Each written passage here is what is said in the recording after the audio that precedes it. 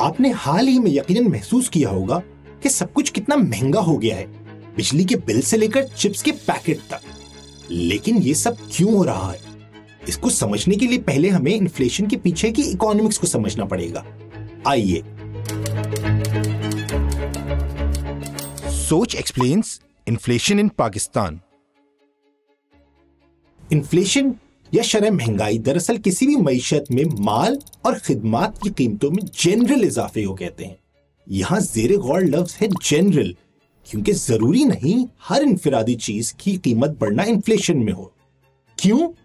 इसकी वजह इन्फ्लेशन की कैलकुलेट करने का तरीका है। ये थोड़ा टेक्निकल है, पर आइए समझाते हैं। दुनिया की हर मईशत में लाखों चीजें खरीदो फरोख्त होती हैं और उन सब की अपनी कीमतें भी होती हैं। उसूलन तो शरह महंगाई निकालने के लिए उन सब कीमतों की तब्दीली को शामिल करना चाहिए, लेकिन आप समझ सकते हैं कि उन सब पर नजर रखना मुमकिन नहीं। तरीका यह है कि एक आम घराने के इस्तेमाल होने वाली अशिया की बास्केट बनाई जाती है, उन सबको वजन दिया जाता है कि वो 100 के बराबर हो जाए और उसे बेस ईयर करार दिया जाता है। इस सिलसिले को इंडेक्सिंग कहते हैं और हर पीरियड, उमूमन महीना, इस इंडेक्स की वैल्यू निकाली जाती है जिसके इजाफे को तकनीकी तौर पर इन्फ्लेशन कहा जाता है। यह सिलसिला दुनिया भर में लगभग एक ही जैसा होता है, अलबत्ता गुड्स और सर्विसेज की बास्केट की तरतीब में काफी फर्क हो सकते हैं। जैसे गरीब ममालिक में खाने की अशिया का ज्यादा वजन होता है बमुकाबला एक अमीर मुल्क, क्योंकि वहां लोग अपनी आमदनी का बेशतर हिस्सा बुनियादी ग़िज़ा पर खर्च करते हैं। पाकिस्तान में जिम्मेदारी पाकिस्तान ब्यूरो ऑफ स्टैटिस्टिक्स की है, जो कि मुल्क भर से कुछ खास बास्केट ऑफ गुड्स और सर्विसेज की कीमतों पर डेटा इकट्ठा करता है। पीबीएस 3 इंडेक्सेस शाया करता है, जिसमें सबसे आम फहम है कंज्यूमर प्राइस इंडेक्स या सीपीआई। जब आप टीवी पर सुनते हैं कि महंगाई बहुत बढ़ गई है, तो उमूमन सीपीआई की ही बात हो रही होती है। सीपीआई कुछ 35 शहरों के 68 बाजारों से 356 अशिया और 27 दही इलाकों से 244 अशिया का डेटा इकट्ठा करता है। उनका वेटेड एवरेज लेकर एक इंडेक्स निकालता है, जिसके इजाफे को महंगाई कहा जाता है। चूंकि पाकिस्तान एक गरीब मुल्क है, यहाँ एक आम घराना अपनी आमदनी का बेशतर हिस्सा खाने, मकान के किराए और आमदोरफ्त के अखराजात में लगाता है। लिहाजा इन कैटेगरीज का वजन सीपीआई में कुछ 70% के आसपास है, लेकिन एग्जैक्ट वजन रूरल और अर्बन इंडेक्सेस के दरमियान और महीने से महीने के दरमियान मुख्तलिफ हो सकता है। इसका मतलब यह हुआ कि अगर खाने की कीमतें, जिनका वजन मार्च के सीपीआई में कुछ 35% था, 25% से बढ़े, तो इसका इन्फ्लेशन पर ज्यादा भारी असर पड़ेगा बमुकाबला सेहती खिदमत, जिनका वजन 3% से कम था। सीपीआई के अलावा पीबीएस 2 और इंडेक्सेस निकालता है। एक है होलसेल प्राइस इंडेक्स या डब्ल्यूपीआई, जो कि थोक की मार्केट्स की कीमतों पर नजर रखता है। ये आम आवाम के लिए महंगाई का एक लीडिंग इंडिकेटर माना जाता है, यानी इसकी तब्दीली सीपीआई की पेशगोई कर सकती है, क्योंकि अगर थोक की दुकानों पर कीमतें बढ़ेंगी तो आम दुकानों पर भी बढ़ेंगी। दूसरी तरफ है एसपीआई या सेंसिटिव प्राइस इंडिकेटर, जो मुल्क में गरीब तबके के इस्तेमाल होने वाली जरूरी अशिया की कीमतों पर नजर रखता है, जैसे ढाबे पर एक कप चाय या पर मिनट कॉल चार्जेस। जाहिर सी बात है, इस इंडेक्सिंग के पूरे अमल में कुछ कमियां भी हैं। जैसे अर्बन सीपीआई कुछ 68 शहरों की कीमतों पर मुश्तमिल है, जो शायद हर शहर या हर इलाके की कीमतों की सही अकासी ना कर सके।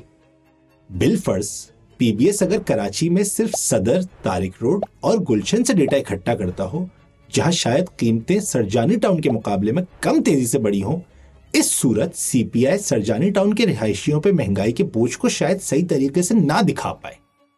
खैर, अब हमने ये तो समझा दिया कि इन्फ्लेशन होती क्या है और इसे कैलकुलेट कैसे करते हैं, तो अब अगला सवाल ये बनता है कि इसकी वजूहात क्या हैं और बिलखुसूस पाकिस्तान में क्यों इतनी तेजी से बढ़ रही है। पिछले 4 सालों में पाकिस्तान की शरह महंगाई खासी रही है। इस अप्रैल कौमी सीपीआई 36.4% तक पहुंच गया, जो कि कम से कम पिछले 50 सालों में नहीं देखा गया। और खाने की अशिया में सूरत हाल और भी खतरनाक थी, जहां शहरों में 46.8% का इजाफा देखा गया। नवंबर 2021 से ही सीपीआई लगातार 10% से ऊपर रहा है, मतलब हर महीने कीमतें पिछले साल की निस्बत कम से कम 10% से ज्यादा बढ़ी। और जून 2022 से सूरत हाल बेकाबू होना शुरू हो गई, जब बमुकाबला मई 2022 के 13.8% शरह महंगाई 21.3% तक पहुंच गई। लेकिन क्यों? दरअसल महंगाई की दो इकसाम होती हैं, डिमांड पुल और कॉस्ट पुश। डिमांड पुल तब होती है जब मईशत में डिमांड सप्लाई से ज्यादा हो, यानी अशिया खरीदने वाले ज्यादा और बेचने वाले कम। जबकि कॉस्ट पुश खाम माल यानी रॉ मटेरियल्स जैसे तेल और तनख्वाहों की कीमतों में इजाफा है, जिसकी बदौलत तैयार माल भी महंगा हो जाता है। आप सोच रहे होंगे पाकिस्तान में इनमें से क्या हुआ? किसी हद तक दोनों ही। ये कहानी कोविड-19 के वक्त शुरू होती है, जब आलमी मईशत वक्ती तौर पर रुक सी गई थी। सप्लाई चेन्स ठप हो चुकी थीं और मार्केट्स पर शटर डल गए थे। हुकूमतें और सेंट्रल बैंक परेशान थे कि कहीं दुनिया रिसेशन की गिरफ्त में ना आ जाए, और इससे बचने के लिए वो कुछ भी करने को तैयार थे। नुस्खा ये निकला कि वो इंटरेस्ट रेट्स को कम करें और समाजी तहफ्फुज़ के जाल को और वसी करें, जिसकी वजह से डिमांड कम ना हो। और नुस्खा चल पड़ा क्योंकि डिमांड बढ़ गई। लेकिन मसला ये था कि सप्लाई चेन्स अभी भी ठप थीं, किसी हद तक चीन में लगे लॉकडाउन्स की वजह से। और जैसा कि हमने कहा, जब डिमांड ज्यादा हो और सप्लाई कम, इन्फ्लेशन तो होनी ही है। पाकिस्तान में भी सूरत हाल कुछ मुख्तलिफ ना थी। कोविड के बाद डिमांड और कमोडिटीज की कीमतें दोनों बढ़ गईं, जिसकी वजह से हमारे इंपोर्ट्स बेकाबू हो गए। इसका दबाव पड़ा रुपये पे, जो दिसंबर 2021 से डॉलर के खिलाफ कुछ 100 रुपए से ज्यादा गिर चुका है। इसकी वजह से हर चीज महंगी हो गई, जैसे फ्यूल, जो बिजली बनाने से गाड़ी चलाने तक हर चीज में इस्तेमाल होती है।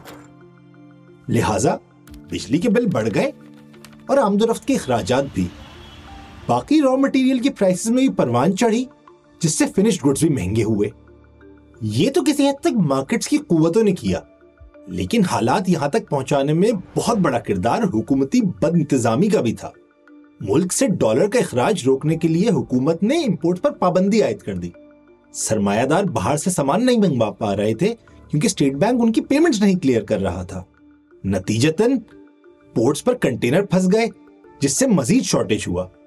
तो अगर डिमांड वहीं की वहीं भी रही, सप्लाई कम हो गई, जिससे कीमतों में मजीद इजाफा हुआ। साथ ही साथ हुकूमत रुपये को एक मसनूई सतह पर बरकरार रखने की जिद में अड़ी रही, जो ज्यादा अरसे चल नहीं पाई। अब हालात इतने नाजुक हैं कि ज्यादा इस्तिताअत रखने वाले तबके को भी तकलीफ पहुंच रही है। खैराती तंजीमों के हिसाब से इमदाद मांगने वालों की तादाद में इजाफा और देने वालों में कमी आई है। मजीद परेशानी की बात यह है कि सूरत हाल बेहतर होते नजर नहीं आती, क्योंकि मुल्क को दिवालिये से बचाने के लिए हमें चाहिए IMF प्रोग्राम का साथ, और उसे पाने के लिए बढ़ाने होंगे टैक्सेस और कम करनी होंगी सब्सिडीज। यानी कमर कस लीजिए, क्योंकि सूरत हाल बेहतर होने से पहले कई बदतर होगी। अरे यार, फिर लाइट चली गई।